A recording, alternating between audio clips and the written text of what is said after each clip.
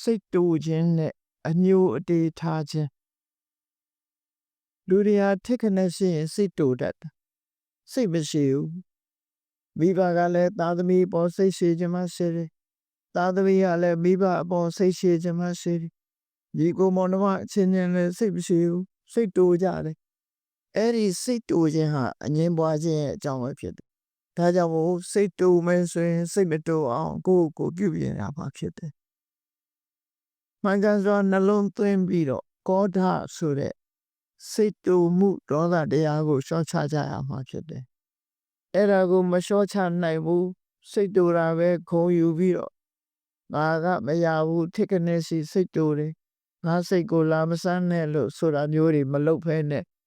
အေးငါစိတ်တူမိတာမှားပါလေနောက်မဖြစ်စေရပါဘူးဆိုပြီးစိတ်တူမှုကိုလျှော့ချဖို့လိုအပ်တယ်ပေါ့ဘာနဲ့လျှော့ချရမလဲလို့ဆိုလို့ရှင်မှန်တရားကိုစင်ញင်သုံးသပ်ခြင်းဖြင့်လည်းလျှော့ချနိုင်တယ်ဒေါသရဲ့အပြစ်ကိုရှုမြင်သုံးသပ်ခြင်းဖြင့်လည်းလျှော့ချနိုင်တယ်တစ်ဖက်သားအပေါ်မှာအပြစ်မမြင်မဲနဲ့မေတ္တာသက်ဝင်ခြင်းဆိုတဲ့အကောင်းမြင်တဲ့ရှုမြင်သုံးသပ်ချက်ဖြင့်လည်းလျှော့ချနိုင်တယ်အပြစ်ကိုရှုပြီးဆိုရင်ဒေါသဖြစ်မှာပဲအပြစ်ကိုဘယ်တော့မှမရှုနဲ့ကောင်းတဲ့အကွက်ကလေးကိုသာရှုကောင်းဘက်ကိုရှာမေတ္တာကိုပွားလူဆိုတာအဆိုးကြီးမဟုတ်ဘူးအကောင်းလည်းရှိတယ်လူတိုင်းမှာအဆိုးကြီးမဟုတ်ဘူးအကောင်းတွေလည်းရှိကြဒါကြောင့်မို့ကောင်းတာလေးကိုကြည့်ပြီးတော့အဆိုးကိုမေ့ထားလိုက်မေတ္တာပါဥပမာဘာနဲ့တူတယ်လဲလို့ဆိုလို့ရှင်ရေအလွန်စားနေတဲ့ပုဂ္ဂိုလ်တယောက်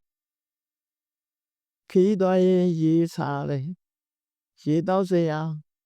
ရေအိုင်ကြီးတစ်ခုတွေ့တယ်သို့တော့အဲ့ဒီရေအိုင်ကြီးကအပေါ်ကမော်သေးမော်ညင်းနေတယ်ဖုံးနေတယ်ရေကလည်းပဲမတော့ရမနေနိုင်တဲ့အခါအိုင်နဲ့ဆင်းပြီးတော့မော်သေးမော်ညင်းလေးတွေကိုလက်နဲ့ခဲပြီးတော့ရေကိုတောက်တယ်အစာပြေအောင်ရေကိုတောက်လိုက်တယ်ရေတောက်လိုက်ရမှရေနဲ့နှလုံးထဲမှာအေးသွားအဲ့ဒါလိုပဲလောကလူတွေဟာတယောက်ယောက်အပေါ်မှာအပြစ်မြင်နေပြီဆိုရင်လူဆိုတာအပြစ်လည်းရှိတယ်အဆိုးလည်းရှိရေထဲမှာအကောင်းလည်းရှိတယ်မကောင်းတာလည်းရှိတယ်ဆိုတော့အဆိုးကိုဖယ်ထားပြီးတော့ကောင်းဘက်ကလေးကိုရရှာပြီးတော့အသုံးချရမယ်လို့ဒီလိုဆိုလိုရင်းဖြစ်တယ်အဲ့ဒါကို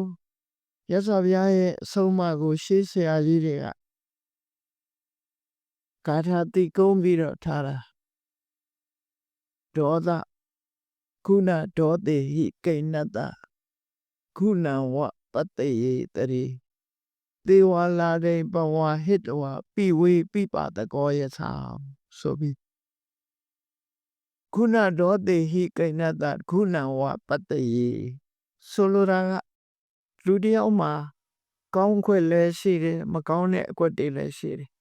မကောင်းတဲ့အကွက်တွေမေ့ထားလိုက်ကောင်းတဲ့အကွက်ကလေးကိုကြည့်ပြီးတော့ကောင်းတာလေးကိုသာကြည့်ပြီးတော့သူ့ပေါ်မှာမေတ္တာသက်အောင်ကြိုးစားပါလို့ဆိုအဆိုးကိုဘယ်တော့မှမကြည့်နဲ့လို့ပြောအေးရေးစားလို့ရှင်မော်တွေရှိနေတာကိုမကြည့်နဲ့အသာလေးဖယ်လိုက်ရေလေးကိုသာတောက်လိုက်မော်တွေကိုဖယ်ပြီးရေလေးသာတောက်တယ်လို့ပဲ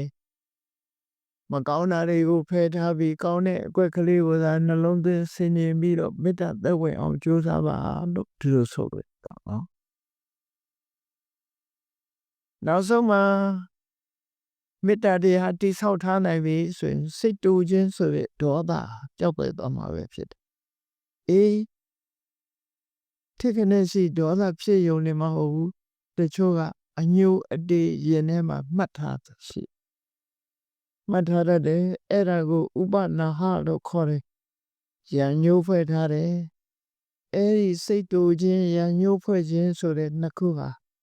လူလောကမှာအချင်းများခြင်းရဲ့အကြောင်းရင်းတစ်ခုဖြစ်တယ်လို့